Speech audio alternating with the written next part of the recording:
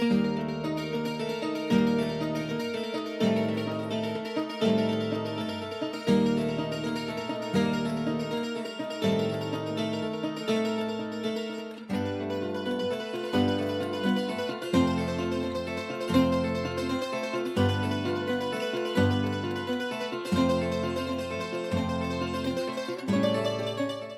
día de hoy, a propósito del tema del encuentro, e igual hago votos porque este primero sea el primero de muchos encuentros sobre patrimonio cultural, hemos preparado una clase de pizarrón, por lo que les voy a suplicar, guarden sus cámaras, no traten de seguir con fotos que luego nunca ven, o las borran, o se las roban en el Metrobús, grabadas en el celular, y mejor veamos un poco lo que vamos a discutir. Se los digo porque mis alumnos, a la hora que acaba la clase, se levantan y lo que hacen es fotografiar el pizarrón, y luego pierden el celular, curiosamente, 2 días antes del examen. Una clase de pizarrón es lo que hace o lo que le da al profesor, al docente, la posibilidad de sintetizar en el aula el trabajo de investigación. El primer laboratorio donde uno pone a prueba sus avances de investigación, jóvenes colegas, es el aula. Así que vierte uno esa experiencia para convertirla en punto de inflexión, no solo discursiva de lo que está desarrollando cada uno en el cuaderno, de notas que luego se convierte en un artículo, en un libro o reseña, sino en la posibilidad de generar un punto de atracción para que a partir de estos resultados nuestros estudiantes puedan más adelante desarrollar líneas de trabajo, proyectos o hasta líneas de investigación. Hace 30 años, cuando tuve el privilegio de conocer a la maestra Georgina, éramos jóvenes y bellos, ahora solo somos bellos, ¿no? Andábamos en esta búsqueda precisamente que ha tenido varios encuentros y desencuentros. Hace 30 años, jóvenes, sobre el patrimonio arqueológico, las pirámides, se decía que eran civilizaciones teocráticas y pacifistas, sobre todo las teotihuacanas. Al momento en que Teotihuacán cae, vienen los estados militaristas, y entonces te imaginas a las huestes de Seacatl-Topiltzin y Mixcoatl avanzando sobre los chichimecas incivilizados de la región del Valle de Morelos. O cuando te dicen los teotihuacanos eran teocráticos y pacifistas, pues te los imaginas sonriendo, ¿no?, todo el día porque eran pacifistas, y teocráticos dándose con la izquierda golpes de pecho y con la derecha pues una piedra, ¿no?, pues, si no, ¿quién hizo la pirámide del Sol? Estos modelos reduccionistas o simplistas fueron progresivamente convirtiéndose en temas de una discusión cada día, y a la luz de la nueva información y datos, cada día más y más compleja, al grado que aparecen nuevas visiones, como entre ellas la del evolucionismo cultural, y también conocido como evolucionismo multilineal, a partir del cual se entablan analogías que fueron útiles como instrumentos de explicación de una determinada realidad a partir de la cultura material de los grupos humanos, es decir, a partir de lo que dejaron estas personas, pero no propiamente a partir del trabajo antropológico etnográfico de relación directa con el individuo. Nosotros no dialogamos con nuestra materia de trabajo, los arqueólogos trabajamos directamente con las obras del pasado. No confiamos en la ouija, pues, para poder dialogar con un personaje del pasado. Y esta aplicación de las visiones evolucionistas trajeron como consecuencia el abatimiento de ese reduccionismo del modelo occidental, y nos metieron en una dinámica muy intensa de explicación ahora del desarrollo cultural de las civilizaciones extintas a partir, pues, de la progresiva incorporación de mejores condiciones de vida, en fin, de este concepto de evolución como una secuencia que en el tiempo progresivamente aporta más y mejores componentes a las formas de vida. No obstante, es siempre cualitativo y ascendente en el tiempo. Cuando vemos que la arquitectura, por poner un ejemplo, teotihuacana, es mucho más compleja y tecnológicamente mucho mejor acabada que la arquitectura mexica, o que un arquitecto mexica entre arquitectos del periodo clásico en Teotihuacán hubiera sido un macuarro media cuchara chalán, ¿no? Entonces, no podíamos asumir ni tampoco decir públicamente que la arquitectura mexica era la involución de la arquitectura teotihuacana. No sé si me explique. De tal manera que hace 2 años, con motivo de los 3 años, del centenario de la teoría de la evolución de las especies de Darwin, nos reunimos. Ha habido muchas reuniones de las cuales hemos formado parte y hemos llegado a un acuerdo. No vamos a hablar de evolución cultural más, porque esta analogía de que si el hombre evoluciona como especie, las obras del hombre evolucionan también, es en principio válido como instrumento hacia la búsqueda de la complejidad de los procesos de transformación de los satisfactores. Pero es tan pequeña o limitada como aquella de llamar a los teotihuacanos teocráticos y pacifistas, ¿no? O aquella del gringo que dice, Mexican pyramids, if you see one, you see them all. Si viste una, las viste a todas. Y entonces los arqueólogos mexicanos le contestamos a los gringos, that's strange, but we think the same about American girls. Y eso incluye a tu mamá. Okay. Tuviste una, pues las tuviste a todas, y eso incluye a tu abuelita. Esas visiones reduccionistas en este momento han sido progresivamente abatidas. Los arqueólogos, los antropólogos, no hablamos más de evolución cultural, de unos años para acá. Hablamos de complejidad. Hablamos de que la arquitectura mexica, comparativamente a la arquitectura teotihuacana, en términos del desarrollo de su tecnología, es más compleja, pero es menos especializada. Y es lógico. Los teotihuacanos tuvieron, para hacer un edificio como el templo de Quetzalcóatl, 600 años de experiencia, cuando el mexica, para terminar y culminar el templo mayor, no dispuso más que de 250 años, en un lugar donde no había piedra, donde la piedra era de importación. Había que traerla en canoas desde la región de Chalco, de la región de Huixotla, de la región de Cuauhtinchán, de donde venía el Tlaloc, ni más ni menos. Su forma de organización social tuvo que ser compleja, toda vez que tuvo que enfrentar la condición beligerante de los grupos humanos que se disputaban la hegemonía de la cuenca en el momento en el que la lengua náhuatl era dominante, en el momento en el que los mitos y las leyendas estaban jugando un papel fundamental en la consecución de obras y en la organización social y en la construcción del discurso ideológico. El panteón de deidades de los mexica es mucho más complejo que cualquier otro. Y esa complejidad ideológica nos está hablando de esa complejidad social y de ese ejercicio de una política que todavía hoy la vemos reproducida en logotipos tricolores, ¿no? Pero bueno, eso será tema de otra discusión. Por lo cual, jóvenes, en esta clase de pizarrón que pretendemos emprender en una forma lo más expedita y breve, les mostramos, esta es la foto del pizarrón tomada por el profe. Bueno, es foto oficial, ¿no?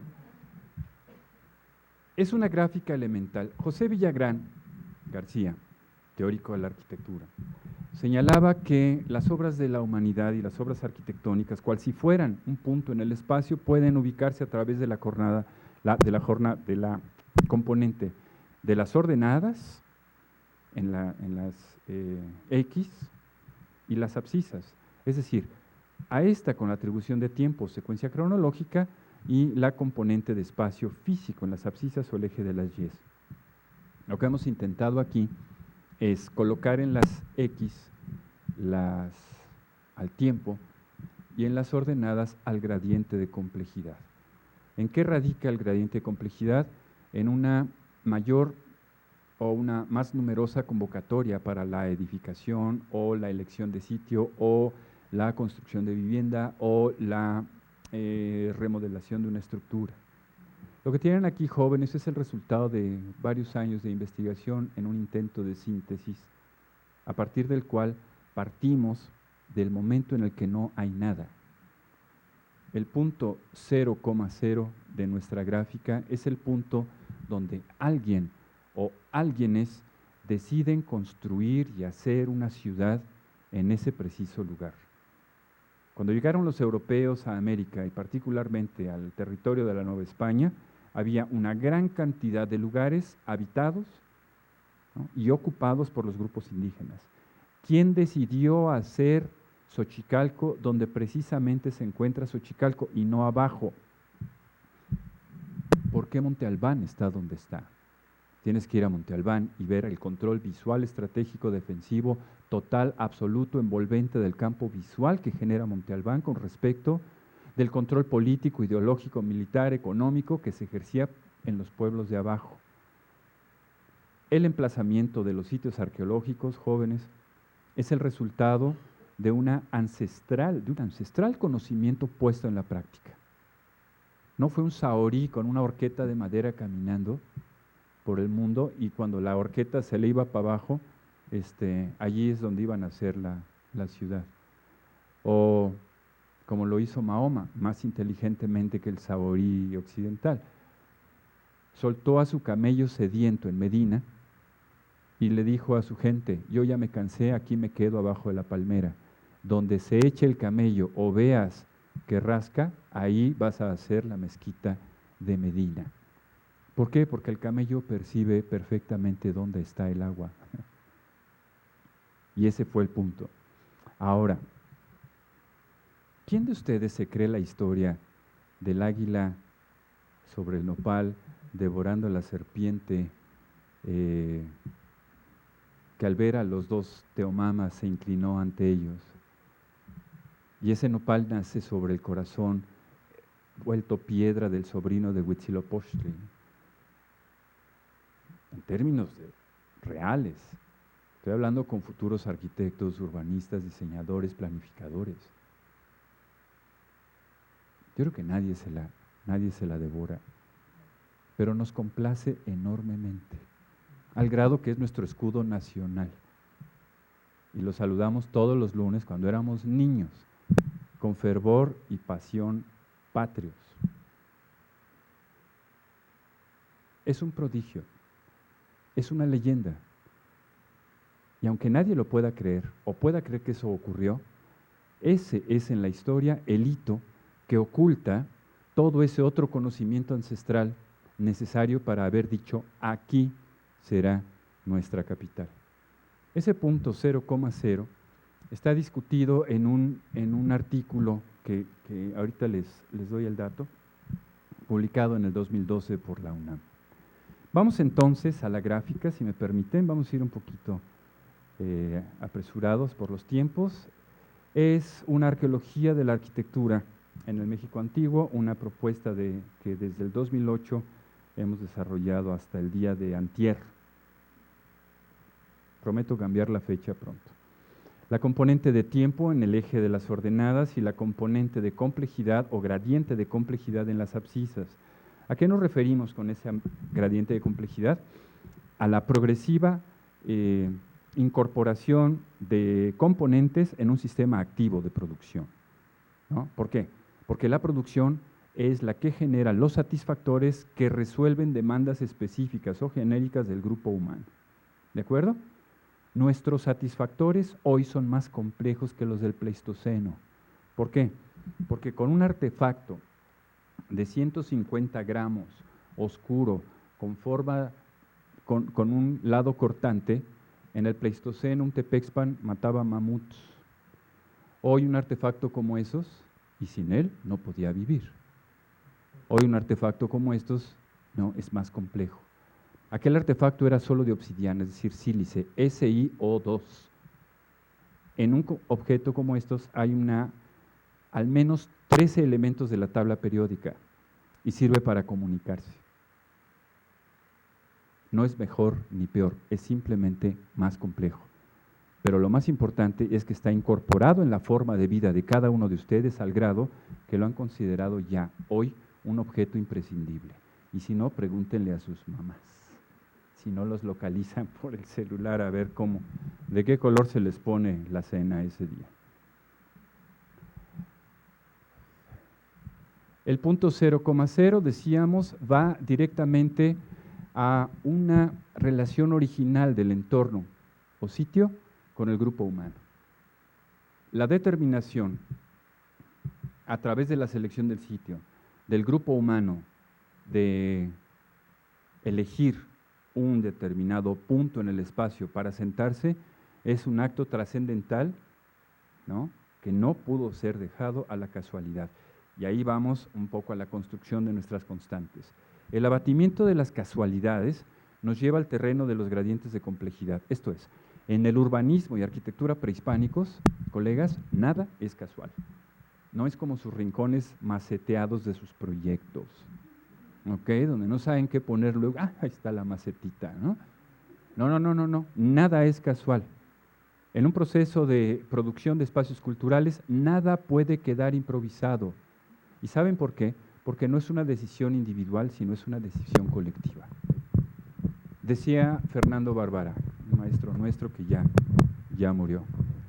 Las obras del pasado fueron hechas por sabios y genios, quizá astrónomos, conocedores de su entorno, que claro está, hoy les llamamos arquitectos para apropiarnos algo de su prestigio.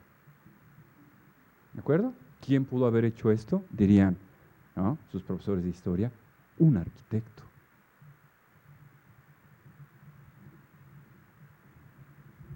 O algo muy parecido. Al paso del tiempo, en la incorporación de nuevas formas de organización social, los grupos inician con el aprovechamiento e identificación, de la selección del sitio a la identificación y aprovechamiento de recursos naturales. Y ahí es donde el camello de Mahoma entra en el juego de la fundación de Medina en el año 623 de la era cristiana. Y es allí donde nos interesa ensayar formas de organización social. La infraestructura urbana es el conjunto de acciones consecutivas o simultáneas que tienen un propósito elemental: la conversión del suelo en suelo útil, la conversión del territorio natural en territorio cultural, la conversión del paisaje natural en paisaje cultural. Y espero que les quede claro, el primer material de construcción es el suelo. El movimiento de tierra, la acumulación, contención, distribución, elongación de montículos, el diseño y nivelación de plataformas de tierra, forma auténticos núcleos urbanos entre los olmecas del año 1200 a.C. O, si quieren atrás, en el Medio Oriente, de la ciudad de Ur, en el año 6500 antes de la era cristiana. La infraestructura urbana es el lugar donde el grupo humano ensaya sus formas de organización y reconoce las características de los materiales y materias primas que están formando parte de ese elenco de recursos naturales que son estímulos del medio que a través de la acción humana se convierte en recurso. Este proceso de transformación constante como una actividad colectiva es lo que transforma el espacio natural en espacio cultural. Y el resultado, naturalmente, de esta acción de infraestructura urbana es esa conversión del suelo en suelo útil, del suelo original en suelo útil, que empieza a ser el suelo urbano, y tenemos el primer estadio de transformación del espacio original. ¿Y dónde vive la gente que hace todo eso? Simultáneamente a este proceso, la arquitectura habitacional indígena no solo se inaugura, sino que se produce y permanece. En este momento, jóvenes, en la península de Yucatán se está construyendo una vivienda para una familia exactamente como se construía hace cientos de años, pero con una componente sustancial: el trabajo colectivo en favor de una colectividad nuclear llamada familia. Y se seguirán construyendo.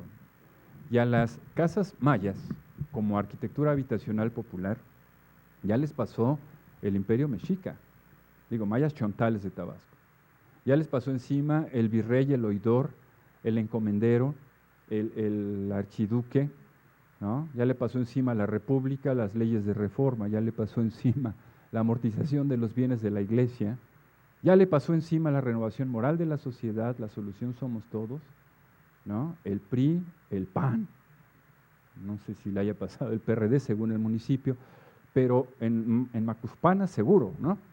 Pero la forma de producir la vivienda y el satisfactor, en esencia, no ha cambiado.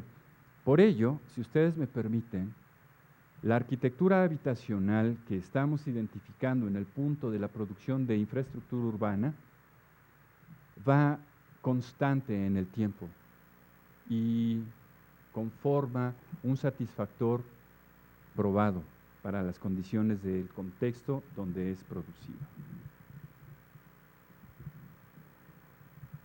Las formas de organización del trabajo o producción de satisfactores de escala espacial, es decir, el trabajo colectivo, a lo largo del tiempo va haciéndose más y más complejo.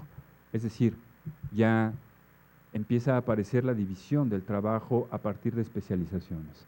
Tú que vives cerca de donde hay piedra, vas a traer la piedra. Tú que vives cerca de donde está el agua, vas a traer el agua. Y entonces tu hijo será el aguador y tu otro hijo será el picapedrero. La especialización del trabajo empieza progresivamente a hacerse a la par de la complexión de la sociedad. Ahora, aquí la pregunta es, ¿cómo le hago? La planeación o la planificación, que es la predisposición de los recursos intelectuales necesarios para la producción de un espacio cultural, no pueden sino resultar de la abstracción de todo aquello que está ocurriendo en el entorno. La abstracción gráfica de los eventos del entorno, jóvenes, es la geometría. La geometría es esa forma como los seres humanos graficamos o diagramamos o abstraemos algo que está ocurriendo en nuestro entorno. Y lo tenemos como una componente casi de la especie humana. Es que yo no sé hacer planos. Bueno, dime cómo llego a tu casa. Bueno, mira, sales del metro, vas aquí, oye, estás dibujando en planta. Sí, sí. Esa abstracción geométrica que nos es, en esta época, casi parte de una segunda naturaleza, aparece aquí como uno de los aspectos a través de los cuales la planificación, es decir, la previsión de lo que va a ocurrir, tiene sentido. El trabajo colectivo es no especializado. Aparentemente todos empiezan haciendo de todo y progresivamente van adquiriendo cada uno su propia especialidad. ¿En qué momento de la historia? En el momento en el que el resultado del grupo es el emplazamiento que luego contendrá una ciudad. Plataformas, contenciones, calzadas, diques, aljibes, drenajes, procesos o resultados de ese proceso de apropiación de los recursos naturales que finalmente conducen a la apropiación del espacio como ahora como espacio comunitario. Y estamos en el punto B de nuestra gráfica. La acumulación, y esta es una frase que le aprendí a Geo, la acumulación de la arquitectura habitacional hace urbanismo, casa hace ciudad. El conjunto de la arquitectura habitacional popular, los caseríos, empiezan a ser esos subcentros urbanos que dependerán no propiamente de una cabeza central, sino que pueden preexistir, pero de entre ellos uno es el que toma la ventaja.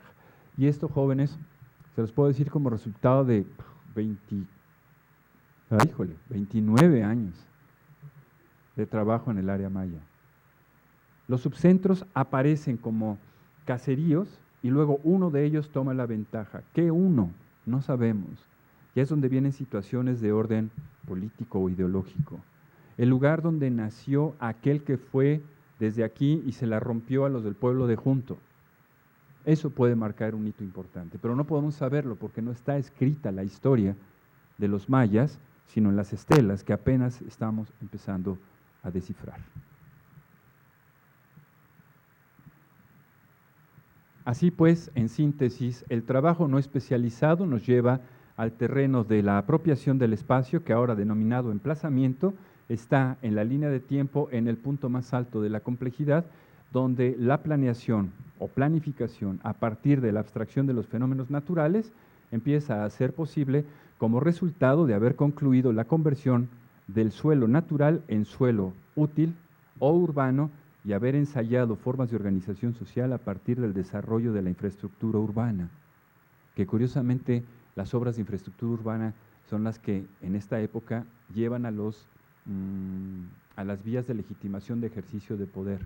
Hicimos tantas carreteras, hicimos tantos drenajes, pero no hicimos tanta arquitectura. Por eso es que los ingenieros tienen más chamba que nosotros, porque están insertos en el sistema de legitimación de ejercicio del poder de los grupos que ejercen el poder. Bueno, casi me sale el sonsonete, ¿verdad?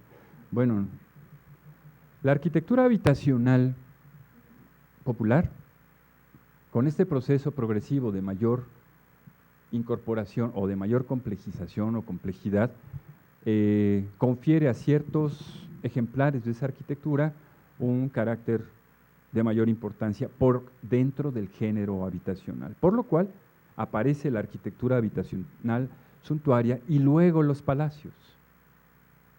Dentro del proceso de edificación y construcción de la ciudad aparecen antes de que incluso los complejos arquitectónicos estén concluidos. ¿Por qué? Porque empieza a haber mando antes de que haya incluso ciudad. Es en este punto donde el trabajo coordinado es ahora especializado y llegamos al lugar donde se producen las obras arquitectónicas. Ya tengo infraestructura, ya tengo emplazamiento. Es decir, ya organicé a la gente, ya dispuse del terreno, ya generé todo aquello necesario para el sostén físico del asentamiento, que es la infraestructura. Ahora vienen las plataformas y terrazas para los complejos arquitectónicos. La obra arquitectónica se produce aquí a través, vamos a ver, a través de un sistema que vamos a denominar proceso de producción arquitectónica, el PPA. El PPA, tenemos medio semestre para dedicarnos al PPA en la ENA. Los procesos de producción de arquitectura son complejísimos dependiendo del grupo humano. Pero aquí va otra vez y viene a cuento lo que trajo la maestra Irma. Si desconocemos el proceso por el cual un objeto arquitectónico es producido, ni se les ocurra meter las manos para intentar restaurarlo. Es como si ustedes se dejaran intervenir por un paramédico o camillero del pasillo de un hospital. Ninguno de ustedes en su sano juicio lo permitiría. No obstante, hay arquitectos que recién titulados van y dicen restaurar cosas, ¿no? O como dicen los ignorantes, remodelar, ¿no? Una casita, ¿no? Por gente que no está especializada. La acumulación de conocimientos y experiencias constructivas es la simiente de la tradición arquitectónica.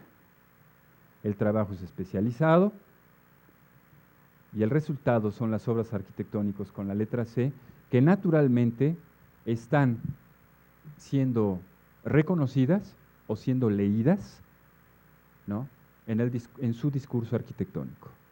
Si las pirámides mayas tienen una configuración geométrica específica distinta de la pirámide teotihuacana, ¿qué está actuando allí? No solamente el material de construcción, la tecnología constructiva, la tradición arquitectónica, etcétera, etcétera, el emplazamiento como entorno de los hechos, está operando también, naturalmente, el discurso de esa arquitectura. ¿De acuerdo? No es posible hacer pirámides tan esbeltas como las mayas en lugares como Oaxaca, que tiembla a cada rato. Pero no solo eso, los materiales de construcción no lo permitirían. No es posible hacer una pirámide como la del Sol en la zona maya porque la roca caliza tiene un ángulo de reposo distinto al basalto andesítico o riolítico con el que se hizo la pirámide del Sol. Y esto se supone que los arquitectos debemos saberlo. Nace la arquitectura regional, es decir, las versiones foráneas, ¿no?, de esa arquitectura central. En el caso mexica es muy plausible. Y tenemos, decíamos, el PPA o procesos de producción arquitectónica, cuyo resultado en la línea de tiempo es del emplazamiento a la edificación. ¿De acuerdo? Cuando en el emplazamiento o para la obtención del emplazamiento yo requiero solamente de movimiento de tierra, es decir, de trabajos de infraestructura colectivos no especializados, para la edificación requiero de trabajo colectivo especializado. Y estamos hablando de dos momentos del mismo grupo humano en distinto gradiente de complejidad. ¿Me van siguiendo o me regreso? Okay. ¿De velocidad vamos bien o le meto el turbo? ¿No? Vamos bien. Ok. ¿Qué resulta de esto? Pues evidentemente el uso. Si un edificio, jóvenes, es un satisfactor, como lo fue la navaja de obsidiana para el cazador y lo es el celular para ustedes, eso tiene que entrar en una escala de uso. Y el uso trae agotamiento de la capacidad de satisfacción de la demanda para la que fue hecho ese artefacto. Los edificios son artefactos. Y eso fue parte de la excomunión a que me vi sometido cuando presenté mi tesis doctoral hace 20 años, ¿no? ¿Cómo me atrevo a decir que la arquitectura que materializa la espiritualidad humana es un artefacto? Güey, sí es un artefacto. De escala colectiva, pues. Pero la ciudad es un artefacto también. Colectivo. El edificio también. ¿Por qué? Porque cumple una función específica y es producido con ese cometido. Lleva una labor de continente, de un contenido espacial al cual los seres humanos le atribuimos una función. Es un artefacto.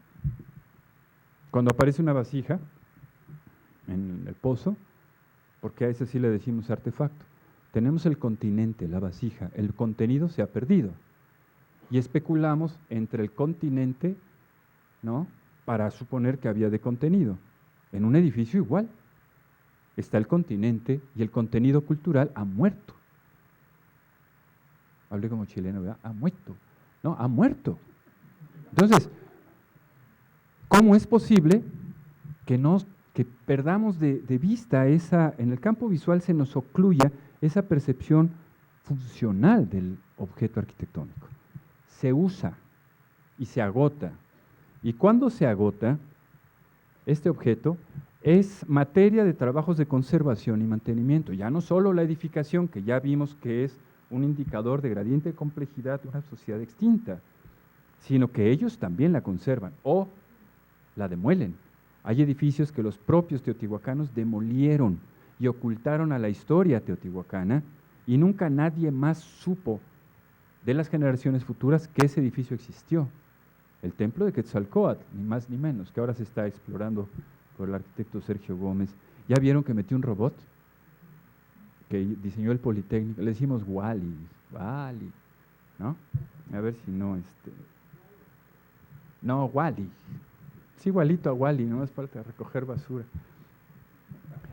Después del uso tenemos la primera historia, aquí, que se da en gradiente de complejidad y tiempo, y luego una segunda historia, una tercera o N historias. N historias que se reducen a la historia del uso del espacio.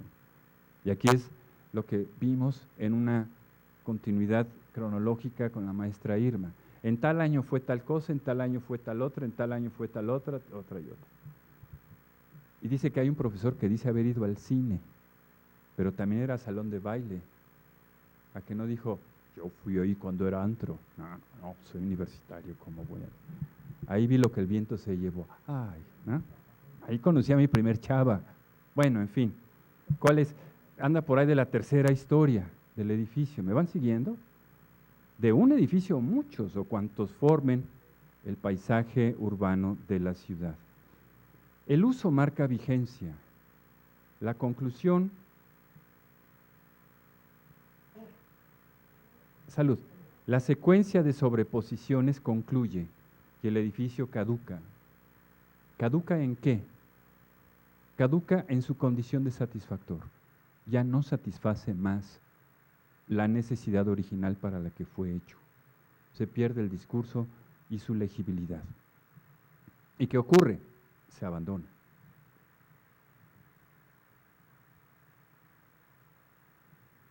El edificio en el punto E es obsoleto y aquí en F se abandona. ¿De acuerdo? ¿Cuánto tiempo tuvo que pasar? No importa, no hay fechas en la línea del tiempo.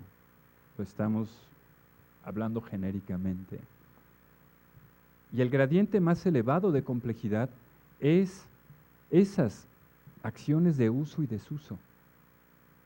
Ese no volver a reconocer en el edificio un objeto portador colectivo de mensajes. Nunca más vuelve a ser templo. Y es cuando los edificios, al perder su legibilidad, se transforman en objetos de especulación. ¿De acuerdo? Ahorita vamos al tema de patrimonio. Fue cuartel. ¿Cómo? Pues si era el convento de las madres jerónimas que hacían el rompop, me vale. Las leyes de reforma, cuartel. Y órale, metan los caballos. Pero es que yo me arrodillé aquí.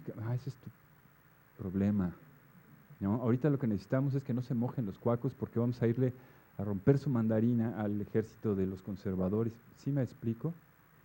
Y en la época de Franco, en España, una gran cantidad de edificios, primorosos edificios del siglo XVIII, fueron convertidos, hombre, en cuarteles. Claro. Bueno, se abandona y viene, hay de dos.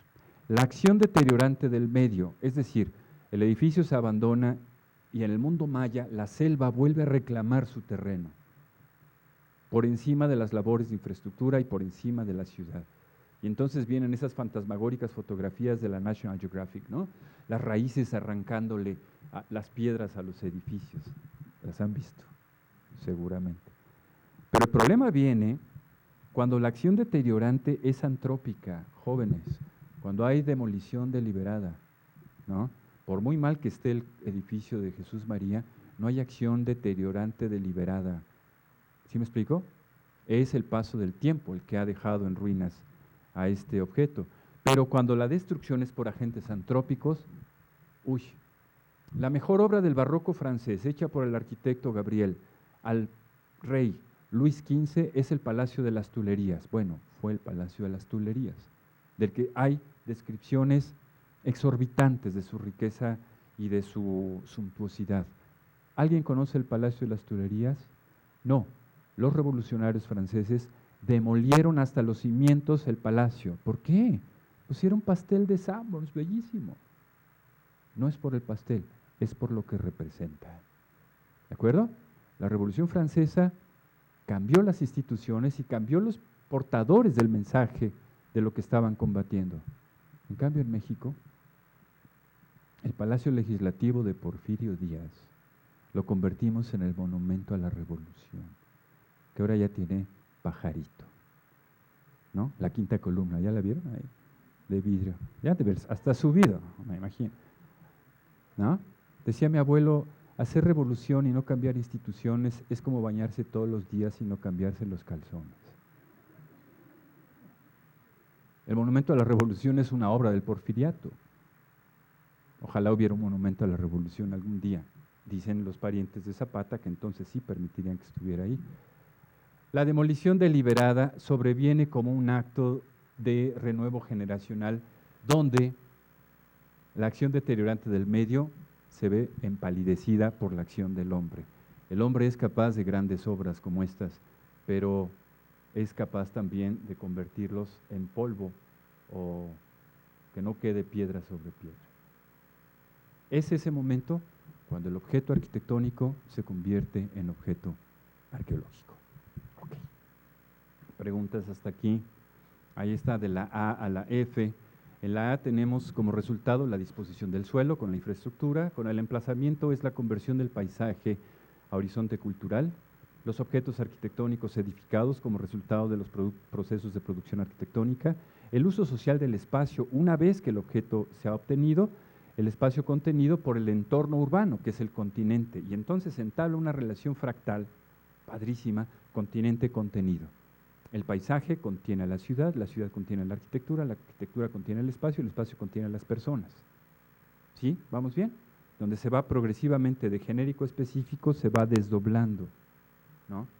La relación articular en la relación continente-contenido se da por un aspecto estrictamente funcional que vamos a denominar cometido.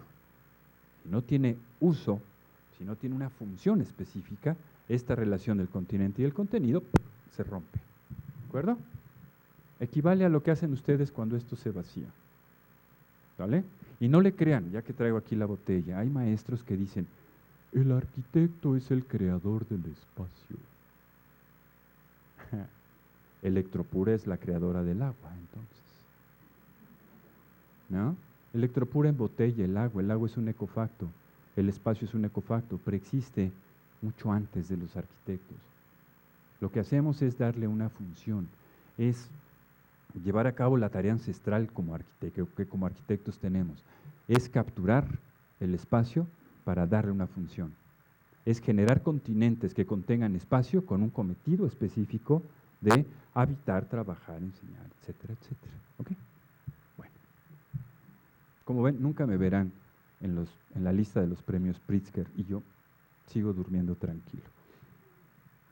El uso social del espacio contenido por el entorno urbano continente es el proceso por el cual se dan sobreposiciones y amplificaciones. Esa es una cuestión que sigue hasta nuestros días vigente. Con el agotamiento o caducidad se da el agotamiento de la capacidad edificatoria del grupo también, se deja de construir.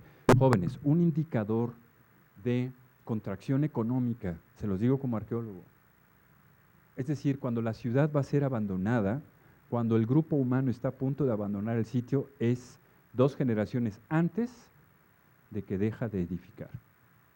¿De acuerdo? Pues una ciudad donde no se construye o donde el gremio o la industria de la construcción está contraída, es una ciudad que está a la baja.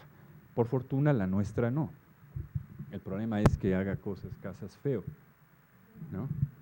Y por último, caducidad del uso y pérdida irreversible por destrucción deliberada, ¿no?, del objeto o bien por la acción del intemperismo o agentes naturales. Hasta aquí, sobre esto. ¿Alguna pregunta? A sus órdenes. Ahorita que dijo sobre este asunto de que 2 generaciones se dejan de construir, ¿qué ciudad en México, en el país, está teniendo este fenómeno? Tal vez Tamaulipas o alguna otra. Y la otra sería sobre, nos menciona que hay un espacio cultural, que bueno, de alguna manera pasa de ser suelo natural a suelo cultural, se oye, digamos, muy, bueno, corresponde con la dimensión que realmente tiene. Entonces, ¿qué sucede con estas modas así de que la Pachamama, la Madre Tierra, la ciudad de esa, algo así como maldita civilización? ¿Qué piensa usted de estas posturas así religiosas? Síndrome de desamparo New Age.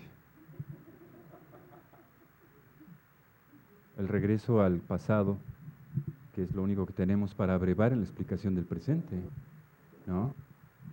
Es el discurso que más gente llama porque evoca ese misterio del esoterismo que llevamos, del esotérico que llevamos todos dentro. Mejor saquen al arqueólogo que llevamos todos dentro, el que quiere saber con objetividad, ¿no?, para explicar el pasado y no proyectar el presente, el futuro. El futuro déjaselo al día a día en la previsión de los hechos con base en la experiencia del pasado. Si quieren una visión positivista, pues nos la acaban de dar hace rato, ¿no? Ver el pasado, explicar el presente y proyectar el futuro. ¿Quiénes son los mexicatiahuis? Son los hijos del sexto sol. Hay un libro espléndido del doctor de la Peña al respecto y explica un poco desde la perspectiva psicosocial qué está pasando con estos grupos New Age, ¿no? Y ahora resulta que que el indígena del discurso y de la novela es el indígena, hacemos un retrato del indígena en la novela, ¿no? Justamente contrario, diametralmente opuesto del indígena en la realidad. Lo que no podemos hacer con el indígena en la realidad, lo hacemos con el del pasado. En una plática alguna vez en San Ángel, que es mi barrio, ni modo, una señora con peinado de 3 pisos, sí los han visto, ¿no? Así de 3 pisos. Me dice, ay maestro, me encantó su conferencia, maestro. Ah, gracias señora. Y oiga, y dígame, ¿por qué desaparecieron los mayas? ¿Qué? Sí, ¿por qué desaparecieron los mayas? No manche, ¿cuándo? Bueno, pues es que a mí me dijeron que habían desaparecido. Déjeme hablarle a mi compadre. Yo tengo un compadre maya, el güey. Yo le bauticé a 2 niñas. Oye, compadre, que desapareciste como mi tío, ¿no? Digo, pero ¿cómo? No han desaparecido. No, bueno, los mayas viven. Ah, no, a ver, espéreme, profesor. Los mayas, no los indios, estos apestosos. ¿Sí me entienden? El último maya que vi, lo vi con una máscara, entrevistado por la televisión y andaban en el movimiento zapatista, eran los 90. Entonces no me diga que han desaparecido los mayas. ¿Sí me explico? Se pone de relieve. Hacemos del indígena del pasado lo que somos incapaces de hacer con el futuro de los indígenas de este país. Que me oiga quien me quiera oír. ¿No? Porque en el discurso de la novela el indígena es valeroso, gallardo, osado, arrojado, buen mozo, guapo, no le apeste el oso, en fin. Pero las doncellas son lindas, hermosas, principescas, son vírgenes. ¿Han oído hablar de eso? Ellas lo son. Es decir, hacemos de ese otro mundo lo que no somos capaces de reconocer en las virtudes de los indígenas con los que convivimos día con día. No sé si contesté o me pasé. Claro. Hace 2 generaciones. Varias. Real de 14 se fue, San Pedro. Las ciudades mineras, que son asentamientos dados por virtud del recurso natural que están explotando, cuando este recurso se agota, se abandonan. Y es interesantísimo. Y ahora son pueblos fantasmas, ¿no? Hay una apología de esto en una caricatura que le encanta a mis hijos. Es una película que se llama Rango. ¿No la han visto? Ahí está. El recurso agotado por la manipulación ideológica y política, pero el recurso en beneficio de unos y el héroe que sale siempre. En este país seguimos esperando al héroe, estamos como los judíos, esperando la venida de Quetzalcóatl. Espero que no lo vaya a tomar tan al pie de la letra, no nos vaya a caer aquí algo. Muy bien, jóvenes, vamos a verlo ilustrado rapidísimamente porque esto se acaba. Okay. Este es el cuadro que ya conocen. ¿Alguien me lo podría explicar? En otra ocasión, porque ahorita vamos a... Estos son los emplazamientos convertidos de tierra a tierra. Olmecas 2125, 3120 antes del presente, de acuerdo con fechamientos de carbono 14. La venta en el estado de Tabasco tiene una componente sustancial de orientación al norte magnético. Norte magnético. Pues no que Marco Polo nos trajo la brújula, no, la llevó a Europa en el año 900 de la era cristiana. Papel, arroz, espagueti, la brújula, la pólvora, el ábaco, la filosofía. No, esa no. Es la fecha en que los europeos no entienden mucho de Lao Tse o de taoísmo. Y entonces, ¿cómo es que los olmecas hicieron ciudades orientadas al norte magnético? Ok, ahí les dejo la mosca en la oreja. Rellenos, contenciones y nivelaciones como un primer ensayo de trabajo colectivo, apenas especializándose. Los primeros momentos de los procesos de apropiación que generan todo este tipo de infraestructura que convierte al suelo natural en suelo útil. La arquitectura habitacional aparece como una solución a demandas de espacio habitable, pero se diferencia una de la otra por su emplazamiento por encima de la otra. Aparece el binomio, jóvenes, de la arquitectura prehispánica, templo o basamento y templo. ¿De acuerdo? La casa que está emplazada por encima de las demás, aunque esté exactamente igualmente resuelta en su tecnología constructiva, es el templo. ¿Me siguen? Posteriormente, en la línea del tiempo y progresiva complejidad, La abstracción de los componentes de la naturaleza, en este caso el basamento troncocónico de Cuicuilco y su emplazamiento como resultado de las ventanas arqueológicas que conjuntamos en 1996, nos da como resultado, bueno, la aproximación a lo que pudo ser un emplazamiento urbano, ¿no?, que está fechado para el 1100 en sus orígenes antes de la era cristiana y con dos grandes movimientos a resultado de la erupción del Xicle en el 600 antes de Cristo y el año 0 más o menos, 100 más, 100 menos, de la era cristiana. No se preocupen, los datos arqueológicos varían de 100 a 150 años. Es decir, arqueológicamente no nos importa si eres tú o tu bisnieto o tu bisabuelo. Ok. ¿Sí me explico? Eso es algo chistoso. Bueno, las casas habitación y los caseríos se hacen a su vez más complejos, ¿no?, sin por ello estar en un territorio de progresiva evolución o cambio cualitativo.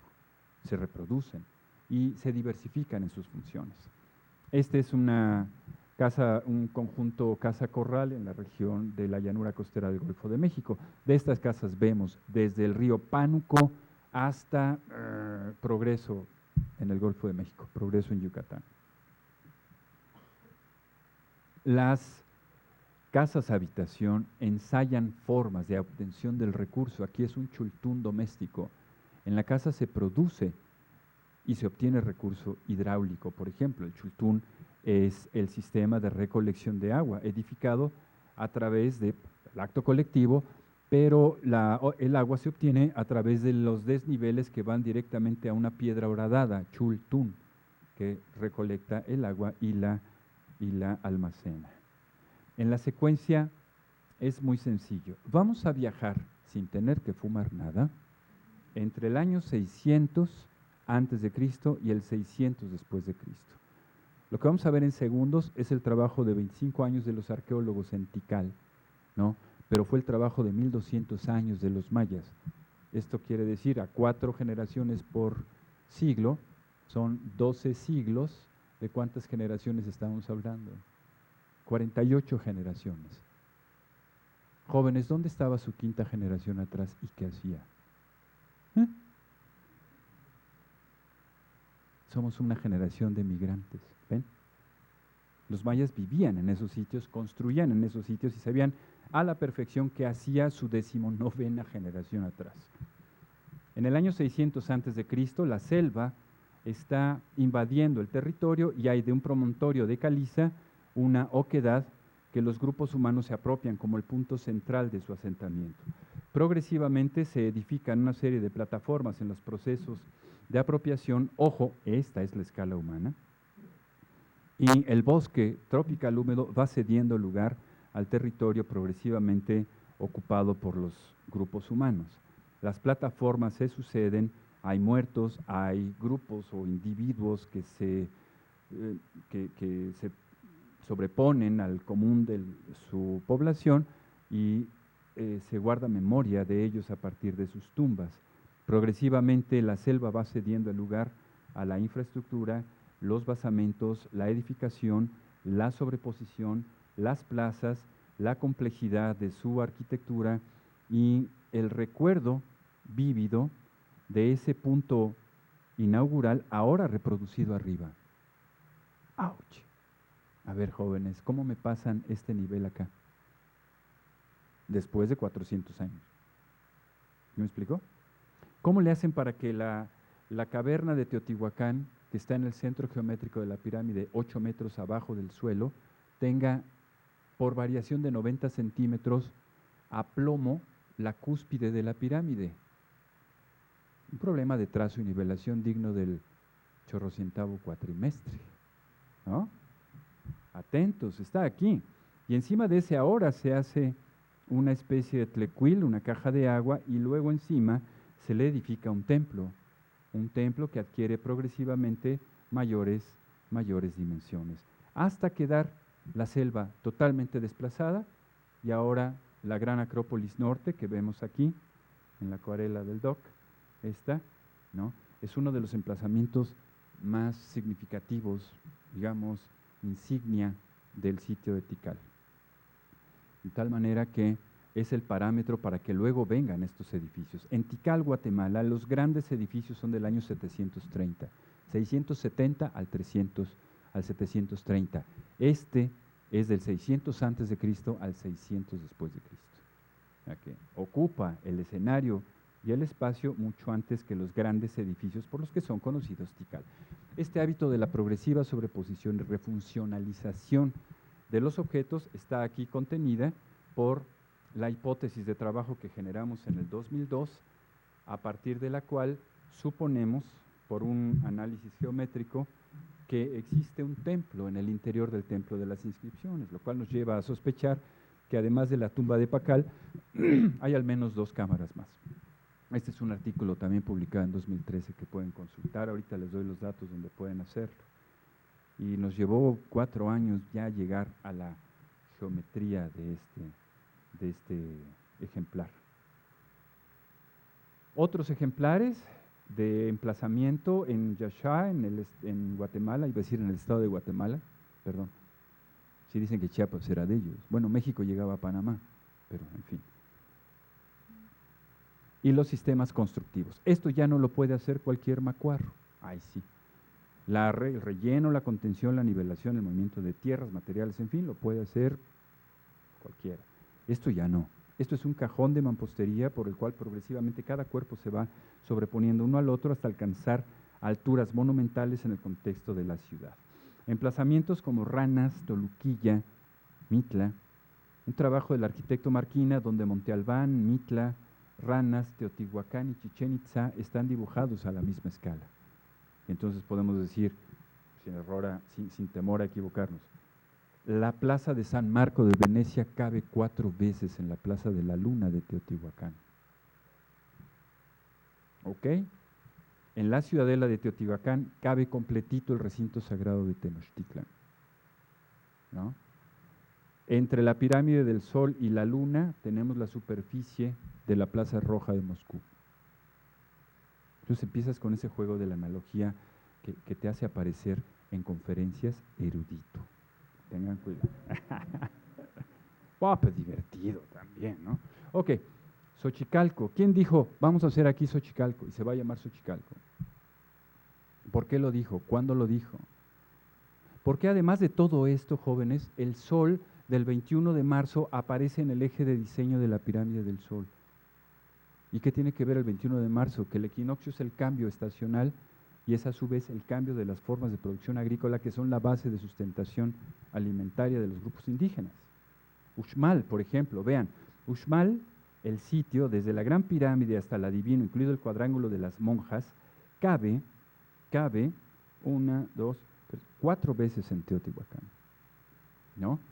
El volumen de la plataforma que sostiene al edificio del Palacio del Gobernador es 1.5 veces el volumen de espacio del cuadrángulo de las monjas.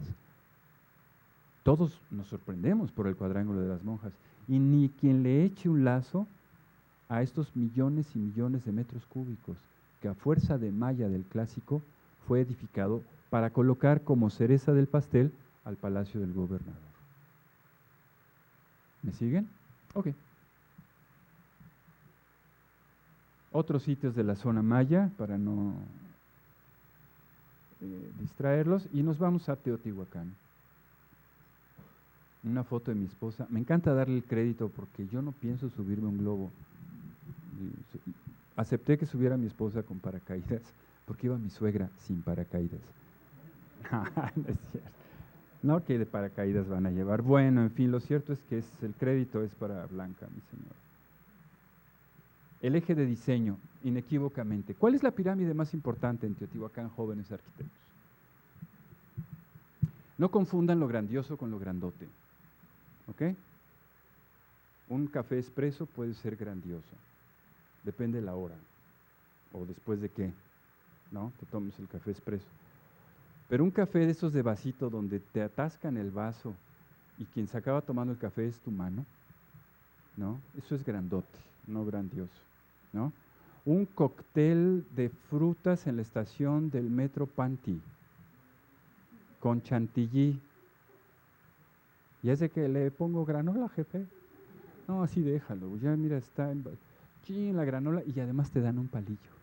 ¿No has visto? Es maravilloso. Eso es grandote. Una tostada de pata, así con su ángulo de reposo, eso es grandote.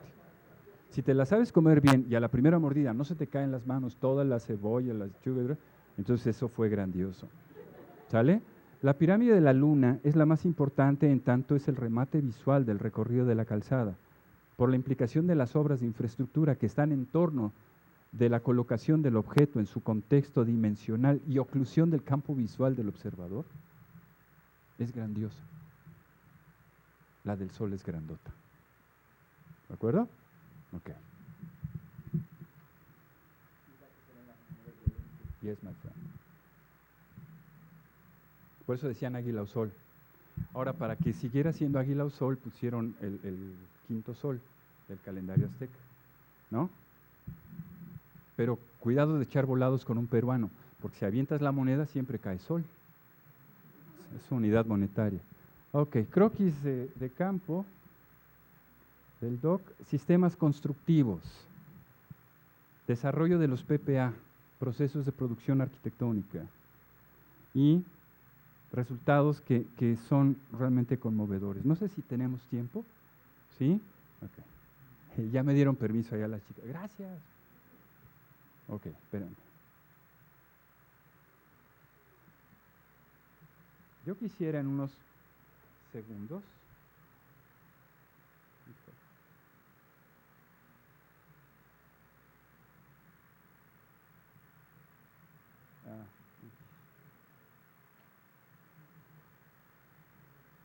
Ok, vamos a ver. Vamos a iniciar. Jóvenes, espérenme. No se comuniquen, me distraen. Hey, me distraen. Vamos a ver, desde una guarnición hasta la configuración de un muy complejo sistema constructivo de un módulo nada más del templo de Quetzalcóatl, uno del que hay 366 módulos. Perdón, es mi hermano que está llamando. Ah, no, ya no. No, es mi mujer. ¿Perdón? No, yo estoy bien en mis deudas. Paga mi mujer.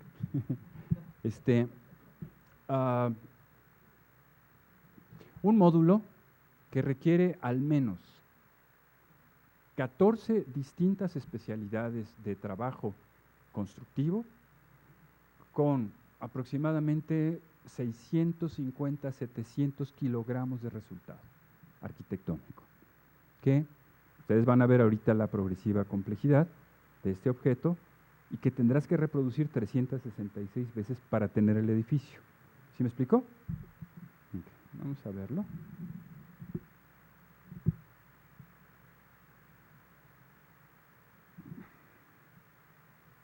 Este, jóvenes, es el templo de Quetzalcóatl.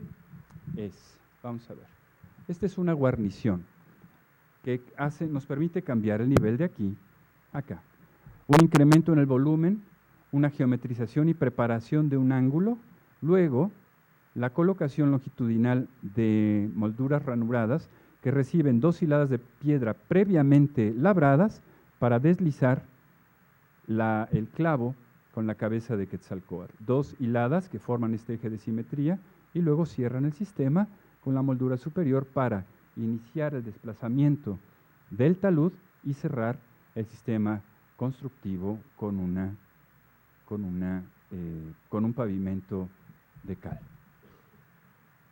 Facilito. ¿Va de nuevo? ¡Ey! No sabía. Esta banda. Bueno. Y este es el resultado en términos de lo que vemos los arqueólogos, y este es el resultado de lo que vas a ver el próximo domingo que vayas a Teotihuacán. No, not yet. Pronto. Pero ya con las cámaras que tienen ahora, va de nuevo, ¿sí? Tienes una guarnición, decíamos, que contiene material y diferencia un nivel aquí abajo de otro nivel aquí arriba. La guarnición. En el hombro del talud, ¿no?, van a pasar cosas. incrementas volumen y generas las preparaciones del ángulo donde va a quedar la caja de la espiga. Colocas la moldura ranurada, 2 hiladas previamente labradas y tienes este nivel para desplazar aquí la cabeza de Quetzalcóatl con espiga. Aquí se hace un eje de simetría, lo que pasa abajo pasa arriba. 2 hiladas, moldura ranurada, continuamos con el mismo ángulo de inclinación aquí y cerramos el sistema. Se dice fácil, 14 labores o jornadas o tareas especializadas de labradores de piedra, que van desde el extractor de piedra de la cantera, el transportador, labrador, el que hace la abrasión, el que perfila, el que suministra, coloca, habilita, ¿no? Desplaza, estuca, rejuntea, estuca y pinta. ¿Sale? A veces discursos que para generaciones como las de ustedes, pues resulta como ilegible a veces, ¿no? Porque tenemos a las generaciones de la inmediatez, ahorita, rapidito. Platicábamos hace rato con la maestra Geo, somos la primer generación, somos la última generación que obedeció a sus padres y la primera generación que obedece a los hijos. ¿Okay? Y como docentes somos la última generación que admiró a sus alumnos y ahora tiene que someterse a los alumnos. Ojalá cuando ustedes sean padres de familia o maestros de esta sacrosanta institución no les vaya a pasar algo parecido. Bueno, estamos por terminar. Ok, tenemos un preci pendiente. No es este.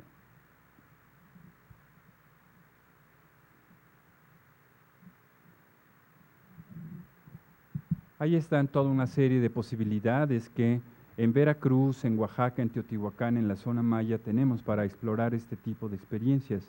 Una vez que el edificio es producido, por ejemplo, este de Cuicuilco, y es luego abandonado, se somete a procesos perfectamente calibrables de deterioro. Velos de desplome, arrastramiento, etcétera, etcétera. Que son como escenas de crimen. Como arqueólogos, recuerden, somos también asesores de criminalistas en escenas de crimen.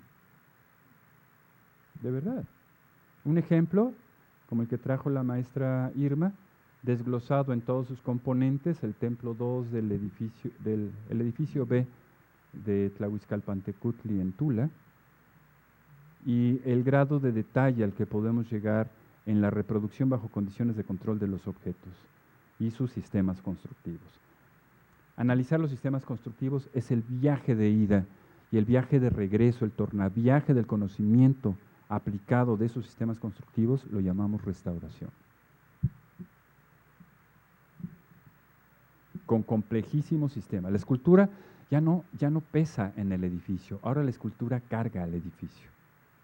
Un discurso interesantísimo que se da en tan solo 500 años de distancia, hasta lograr, bueno, lo que los españoles conocieron como la capital de los mexica, un lugar tan fino y bien obrado, pulido y bruñido, que parecen cosas de encantamiento descritas en el libro de Amadís de Gaula, decía Bernal Díaz del Castillo, un piso tan bien obrado que no daría asco comer de él.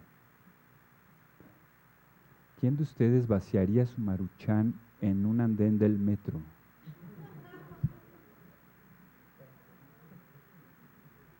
Y luego, pues con palitos chinos se levanta bien. Claro, eran soldados que llevaban 3 meses en un barco crujiente de madera, ¿no? Pero les puede reportar un poco o tocar una fibra sensible. Tenochtitlan es uno de los puntos donde el gradiente de complejidad adquiere mayor número de componentes como sistema, a diferencia de Teotihuacán, que los fue construyendo progresivamente. Podríamos, como resultado de esto, decir, los mexica tienen una arquitectura que es el resultado de la acumulación de conocimiento y de transfiguración de la tradición urbana y arquitectónica del centro de México. Fueron suficientemente hábiles como para apropiársela, asumirse como herederos de esa tradición y ejercerla en la expansión territorial en un sistema económico tributario efectivísimo, que duró hasta bien entrado el siglo XVII, ahora incorporado por la política europea de la evangelización. Obras impresionantes, monolíticas, por ejemplo, en Malinalco, es una reconstitución del profe soy yo. Este es el cuadro cronológico a partir del cual las experiencias se van acumulando. Este es un cuadro de 1981 que todavía me gusta usar porque es muy gráfico.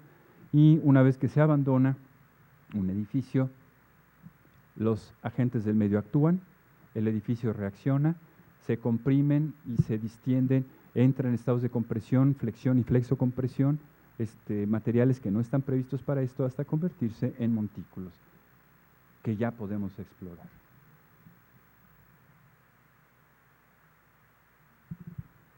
Y ahí está la gráfica con la que iniciamos después de haberla ilustrado. Jóvenes, aquí están los datos. UNAM Academia Edu Villalobos, escribe Alejandro Vila con una L, y los correos electrónicos donde estoy a sus órdenes para cualquier duda o pregunta. En lo que los anotan, como papá de quinceañera, ¿tengo tiempo? ¿Sí? Gracias. Quisiera leerles esto que les preparé y viene muy a cuento por lo que planteaba la maestra Irma. Colegas, a ver, muy apreciables colegas. Próximamente se cumplirán 75 años de la fundación del INA, una institución a la que yo pertenezco, una institución concebida como componente activo del proceso de consolidación revolucionaria, promovido y fomentado por el último estadista de este país, que es el presidente Lázaro Cárdenas del Río, e integrado como el espacio intelectual de conocimiento, resguardo y multiplicación de las expresiones culturales que han hecho de nuestro país un singular y viviente mosaico ancestral único en el planeta. Hablar de la materia sustancial del INA, que es gracias a formar parte del Instituto y de la UNAM, que hemos podido acumular esta información. Hablar del INA, hablar de la ENA, es hablar de patrimonio cultural en el paisaje, las rutas, la infraestructura, las ciudades, los emplazamientos arqueológicos e históricos, los barrios, la edificación.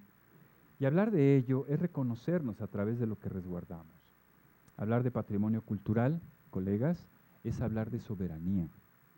Es reconocer también el grandísimo privilegio que tenemos los profesionales de esta materia, que tenemos de tocar con las manos lo que muchos solamente pueden acariciar con la mirada. Es intervenir las fuentes objetivas de nuestra identidad y actuar en favor de su integridad y absoluta garantía de permanencia. Con esta convicción, los fundadores de nuestra institución conjuntaron voluntades procedentes de muy diversas disciplinas y perspectivas profesionales, trascendiendo lo local e inmediato para consolidar objetivos nacionales y, por qué no, objetivos universales, rebasando la seductora proyección individual a cambio de la unidad, de la labor de conjunto y del trabajo colectivo, que hoy tanta fortaleza le dan a nuestras instituciones. Desde entonces, años 30, hace más de 80 años, los arquitectos hemos ocupado un sitio de altísima responsabilidad en el logro de los objetivos institucionales, no solamente del INA, sino en las instituciones de educación superior como docentes. Y hemos asumido el compromiso de portar la estafeta de quienes en tiempo nos preceden. Avanzamos, pues, a hombros de gigantes. Refiere el saber ancestral que la mejor cátedra es el ejemplo. Aquí, hoy reunidos, estudiantes, siempre jóvenes, siempre inquietos, y alguno que otro escapado discípulo de los pioneros de la conservación patrimonial urbana, arqueológica y arquitectónica en nuestra latitud. Es decir, muchos discípulos de esos grandes arquitectos cuyos espíritus animaron la colocación de la piedra fundacional de una labor que estamos obligados a mantener, enriquecer y multiplicar. La conservación del patrimonio edificado es una tarea colosal. Lo hemos intentado explicar aquí como la tarea colosal que ha sido producirlo. Es igualmente colosal lo necesario para preservarlo. Porque en las obras del pasado se materializa la sabiduría el esfuerzo y el trabajo acumulado de las generaciones ancestrales. Eso lo hemos aprendido bien. Solo el trabajo genera valor, valor objetivo e irreproductible, objetos continentes del ahorro social contenido, edificaciones que señorean el paisaje, monumentos que han desafiado a la gravedad y han derrotado al tiempo, pero que son altamente vulnerables ante la creciente especulación territorial e inmobiliaria de ciertos sectores de la sociedad contemporánea. Los arquitectos organizados somos capaces de grandes obras. Las cofradías, los gremios, las logias, las academias, las escuelas, las facultades, los colegios de profesionales, los departamentos, las federaciones nacionales e internacionales de colegios de arquitectos, bla, bla, bla, dan cuenta de un devenir ancestral de nuestras formas de organización. Jóvenes, hay versiones contemporáneas de organización donde la virtualidad y las redes hoy juegan un papel de primordial importancia. Es un hecho de la realidad empírica, es decir, es un acto observado, discutido desde las plataformas normativas de la antropología, que en un contexto de bienes escasos, la beligerancia y confrontación explican las relaciones entre los grupos humanos. Hoy, los sindicatos de arquitectos surgen como opciones alternativas de organización gremial de cara a las reformas laborales montadas en un neoliberalismo avasallante. Por ejemplo, en la Unión Europea, donde los españoles se adjudican la primacía en 2008, dicen, ala, que es el primer sindicato de arquitectos, porque ahora les faltó la chamba, ¿no? Pero trajeron bocabajeados a los aparejadores durante cientos de años. Bueno, ahora ya hay un sindicato. Sin afán de polémica y por más de 15 años, en el INA fundamos el primer sindicato de arquitectos de habla hispana del mundo. ¿Y por qué? Porque la forma de organización sindical nos permitió defendernos de todas estas cosas que se nos adjudicaban por descuido, cuando en realidad es un descuido de otros personajes. Colegas, arquitectos y estudiantes aquí presentes, concluyo con un decálogo que pretende sintetizar la experiencia de algunos años de experiencia. 1.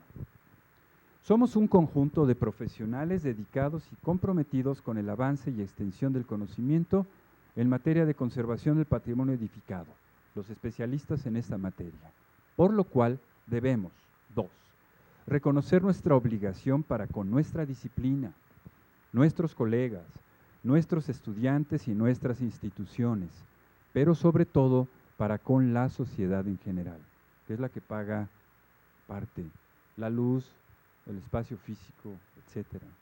Tercero, abatir nuestra agenda personal para concentrar nuestros esfuerzos en la intervención objetiva y profesional que garantice la permanencia de los bienes patrimoniales con apego en la normatividad jurídica y técnica vigentes, no solo con erudición, sino como una vocación moral. 4.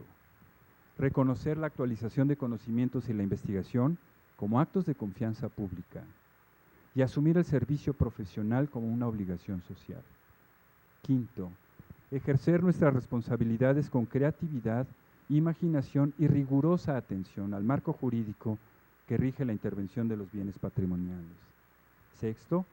Buscar nuevos conocimientos y actividades contribuyentes al enriquecimiento desde la cotidianidad de nuestra disciplina y materia de trabajo. Es decir, pugnar por la constante conversión de lo ordinario en extraordinario. Para alcanzar la mayoría de edad, los arquitectos no necesitan hacer grandes despliegues de objetos satisfactores de demandas específicas. Ojalá siga viviendo en ustedes el niño que no pierda la capacidad de asombro, porque ya muchos de nuestros maestros nos han enseñado que saberlo todo en realidad es ignorarlo todo, ¿no? Eso que dices, seguramente, lo leíste, ¿no? Que ya no les queda más que saber lo frío que es la tumba para ya estar enterados de todo en la vida. Capacidad de asombro, ay no, claro, uno va, es un arquitecto como de medio pelo. Si ustedes pierden la capacidad de asombro, están matando al niño que necesitamos que viva en el arquitecto, por más viejo que sea. Se los digo porque tuve maestros eruditos, no sé si hayan oído hablar de Ignacio Marquina, que ante un nuevo hallazgo brincaba a sus 93 años, de gusto, asombrado, como si fuera un niño. Y eso es una cátedra que se queda en el ejemplo.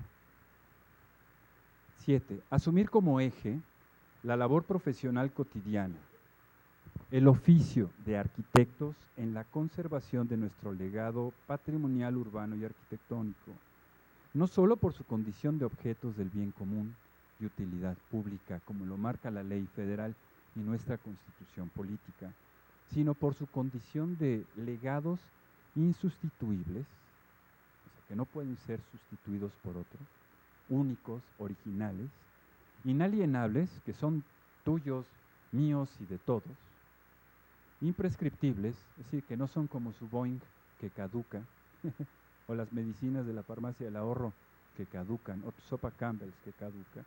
No, los monumentos no caducan. Y por último, son irrenunciables, porque es un don que surge de la tierra, al que no puedes renunciar. No puedes renunciar a los dones. El rey Midas hubiera querido renunciar a ese don cuando lo tuvo, después de haberlo pedido. No pudo renunciar y se murió. No puedes renunciar al patrimonio edificado. Señor agente del Ministerio Público, dígame, vengo a renunciar voluntariamente a la pirámide del Sol. Ay, no manches. Pásele el otro, ¿no? Oiga. ¿Sí me explico? Octavo. Ya faltan 2. Seamos un sólido eslabón en la cadena histórica de las acciones por el resguardo de los hechos arquitectónicos ancestrales y promovamos con exactitud, equidad y equilibrio la continuidad generacional en los jóvenes arquitectos que día a día van ocupando nuestros lugares en las aulas, talleres y a pie de obra. Hay muchos arquitectos que no aceptamos a las nuevas generaciones porque a veces los sentimos como, híjole, la competencia, es que vienen bravos los chavos, ¿no? Me van a quitar la chamba. Cuidado, los hay por ahí. Para trabajar el patrimonio cultural, jóvenes, bajo estas condiciones, es necesario asumir el anonimato que conlleva una puntual intervención de conservación en las obras del pasado. Es decir, tenemos que renunciar voluntariamente a ocupar un lugar en la historia de la arquitectura, para que los protagonistas de esa historia, es decir, los monumentos, continúen desafiando a la gravedad y derrotando al tiempo. Por ello, ni al interior ni al exterior de un gremio como el nuestro, que decíamos somos familia disfuncional, pero familia, nos queremos, nos mataremos, nos odiaremos, nos golpearemos, pero nunca nos haremos daño. ¿No habían oído eso? Hace años, jóvenes, decíamos, no consentimos el desapego, la salvedad o omisión a la normatividad jurídica ni técnica que pueda poner en riesgo la garantía de integridad y permanencia de los bienes del patrimonio cultural edificado de nuestro país. Hace años, hace unos 10 años, cuando el conflicto de Cuicuilco, que nos quería poner un arquitecto muy famoso, una torre de 32 pisos, usando como traspatio a Cuicuilco, y hubo un movimiento rudísimo. En ese momento empezamos a trabajar con la configuración de una Procuraduría Federal de Patrimonio Cultural, porque el mismo presidente de la República no fue capaz de decir no se haga. Tuvimos que ir a las cámaras y las comisiones de cultura de las cámaras actuaron en favor de nuestra iniciativa. ¿Por qué? A los diputados les dije, señores, estamos hablando de quienes no están aquí, los constructores y los que deben disfrutar el edificio. Somos un eslabón en una cadena histórica de cuya debilidad depende una eventual ruptura. Si ustedes se avientan el tiro, yo con mucho gusto les doy los elementos técnicos. Bueno, es que, no, mire usted arquitecto, mire usted mangos, resuelvan. Y la Cámara se opuso por acuerdo, ¿no?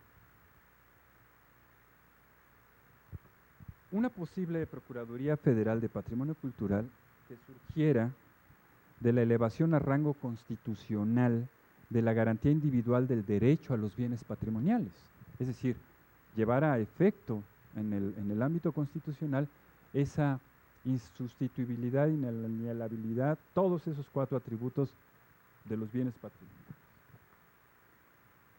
Con las recientes modificaciones al artículo 1 constitucional, jóvenes, nos encontramos en condiciones históricas para garantizar la salvaguarda de los bienes patrimoniales, por tratarse ahora de una figura jurídica, esa protección, donde el eje de su aplicación tiene fundamento en el terreno de los derechos humanos.